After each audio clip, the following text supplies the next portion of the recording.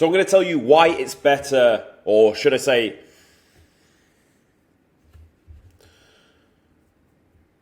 so this video we're going to discuss why it is worse for you to eat less than it is to move more.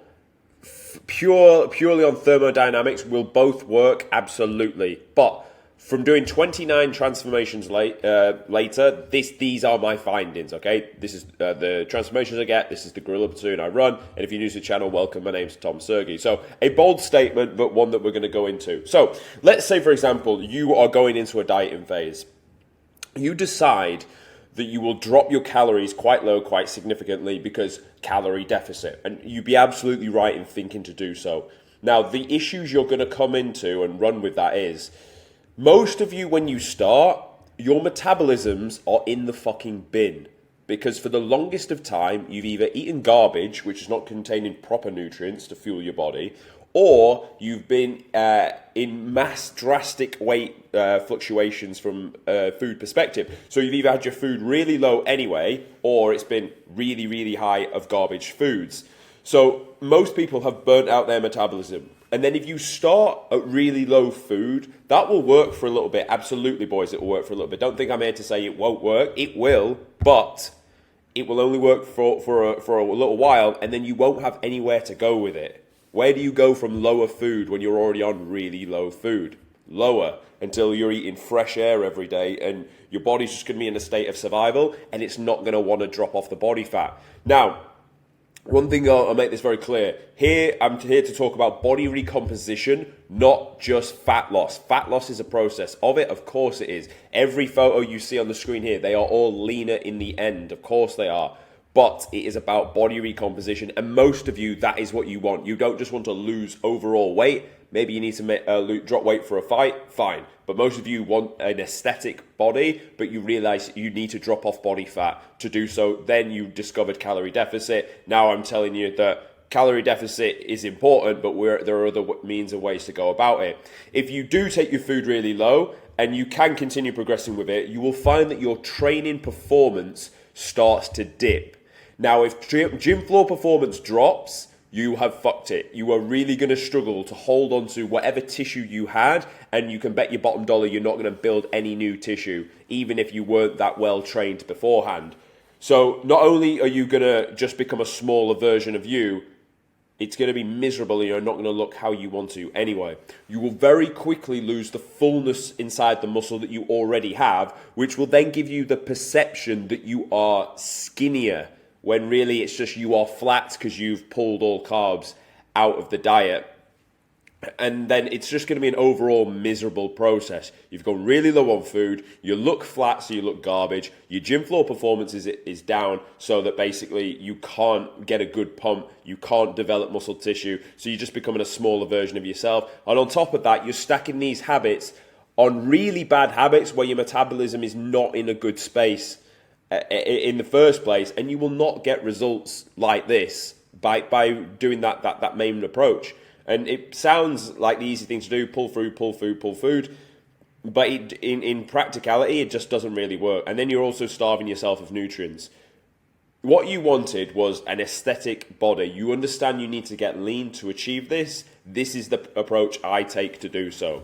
So let's say you come to me, you're 20% body fat, and you need to build some tissue as well. Or even 17% body fat, and you need to build, but you need to pull off some body fat. Let's say you've got this guy as an example, this guy here, another example, this guy here, another example, this guy definitely an example. This guy is in fact, this guy is the pinnacle reason as to why. Let me just zoom in on this guy for a second. So starting out, maybe 20%, maybe 18% body fat, needs to build muscle, 16 weeks later, leaner and bigger. How do you achieve this? You start off by coming in just below maintenance. And I'm saying like 100 to 150 calories below. Just sit just below maintenance. Now, what that's going to do is you keep your food high. You're then doing the opposite of what I was saying before. You're eating a lot of food, but you're training in the gym. So you're burning through food. Now your metabolism realizes, oh, we're getting a good amount of food. Oh, and there's this energy demand that we need to, we need to pay here. So therefore your body gets used to burning food and using food and consuming it all at the same time, obviously. Now, with that, if you've got a good amount of food, is your training going to be better or worse? Better. If your training is progressing, if your numbers in the gym are going up, you're going to be building muscle. Now, people say you can't build muscle in a calorie deficit. In many cases, I do agree. But for the most of you watching this that start out in this position, a little bit soft around the midsection, you've not truly done solid training before, you can go in a calorie deficit, you'll build muscle. I know this because here's the fucking proof right in front of me. Like, you will. Here's another example just below it. You will be able to build muscle. Now, but you need that energy demand going in to drive that performance in the gym. Now, on top of that, you are going to be in a slight deficit, right? A slight deficit. You're going to run that for 6 weeks. Don't even think about pulling food. Don't even think about fat loss. You'll be losing it a little bit, but the main focus was driving solid gym floor performance, numbers increasing, and getting your metabolism into a much, much better space. So if I'm saying don't pull from food, and we understand thermodynamics about move more, eat less to drop body fat, you can obviously by now guess that the method I use is to drive output up first. This is important for my guys, but for most of you that go to the gym generally believe you are an athlete. You generally believe I am a fit, athletic guy. Would a fit, athletic guy prefer to look skinny and flabby and not improve his CV, or would he prefer to be a fitter guy that can still eat more? Probably the latter, right? So by driving output through cardio, formal cardio first, you will create that negative energy balance. You will also get fitter as a byproduct of it, which is an absolute great thing as well.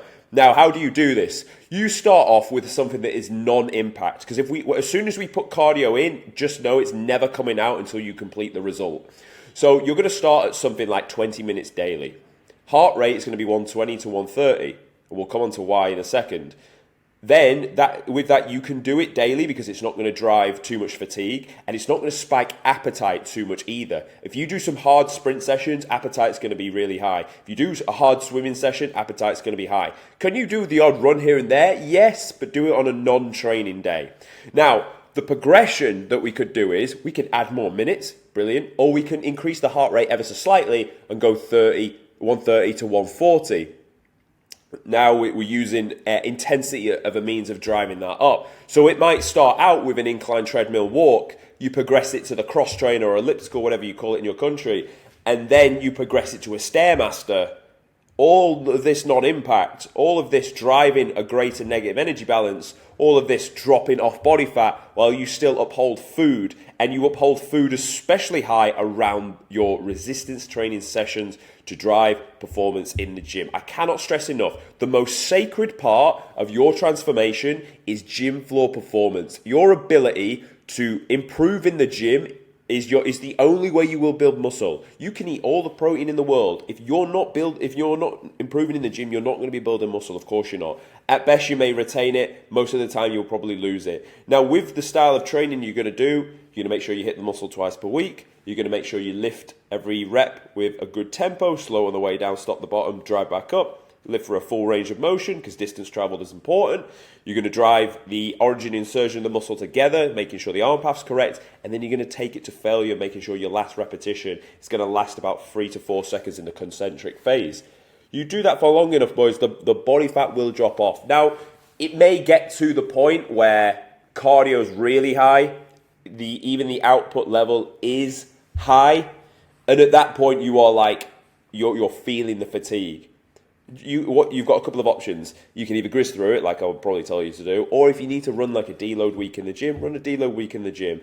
Or in some cases, if you just have not got the time for it, then, only then, as the last option, do you look to pull from some food. And when you do that, you pull from fats. Why? It's going to give you a greater volume per calorie amount, which means if you pull like fats out the diet, they're small. They're dense in calories, which means you get a lot of calories back out at little cost of the size of food that's on your plate. Very good psychologically when it comes to dieting down. Carbs are sacred. Carbs drive performance in the gym. So when you're dieting, they want to be as high as you can for as long as you can. Dare I say it, they're just as important as protein.